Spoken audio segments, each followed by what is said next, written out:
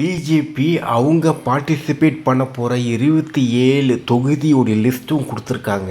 அது என்ன 27 பார்த்தீங்கன்னா, அந்த நம்பர் வந்து நியூமராலஜிக்கல் பிரகாரமாக அது தேர்ந்தெடுத்திருக்காங்க. 2+7 9 வந்து ஏதோ கிரகம் சொல்லுவாங்க. அந்த இதில் அவங்க தேர்ந்தெடுத்திருக்காங்க.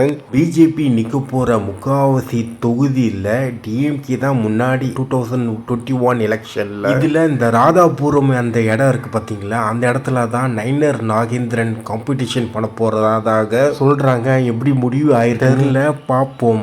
தஞ்சாவூர்லாம் பார்த்தீங்கன்னா பிஜேபி நம்பி எப்படி கொடுத்தாங்கன்னு எனக்கு தெரியல. இதில் பெரும்பாலான இடம் வந்து எப்படின்னா ஏடிஎம்கே ஆளில் கண்டிப்பாக ஜெயிக்க முடியாத இடத்தெல்லாமே இந்த பிஜேபிக்கு கிட்ட கொடுத்துருக்காங்க. அதுக்கப்புறம் அவினாஷி, கோயம்புத்தூர் நார்த், இது ரெண்டுமே வந்து பார்த்திங்கன்னா பிஜேபிக்கு கொடுத்துருக்காங்க. இதுக்கு முன்னாடி வந்து பார்த்திங்கன்னா இது ஒரு ஏடிஎம்கே உடைய கோட்டை. இந்த இடத்துல வந்து பார்த்திங்கன்னா ஏடிஎம்கே வந்து ஈஸியாக ஜெயிக்கிற இடம். அது ஏன் அசால்ட்டாக கொடுத்தாங்கன்னு தெரில. இந்த இடத்துல விஜய்க்கு நிறைய ரசிகர்கள் இருக்கிறாங்க, அதுவும் குறிப்பிடத்தக்கது. அதுக்கப்புறமா போன தடவை பிஜேபி ஜெயிச்ச இடமான குறிஞ்சி, அதுக்கப்புறம் நாகர்கோவில், அந்த எம்ஆர் காந்தின்னு ஒருத்தர் வின் பண்ண அந்த 2 இடமும் வந்து பார்த்திங்கன்னா பிஜேபி மறுபடியும் போட்டி பண்ண போகிறாங்க. பிஜேபி ஒரு ஃபேசிஸ்ட், ஒரு ரொம்ப கொடூரமான ஒரு மதவெறி, ஜாதி வெறி உள்ள ஒரு கட்சி.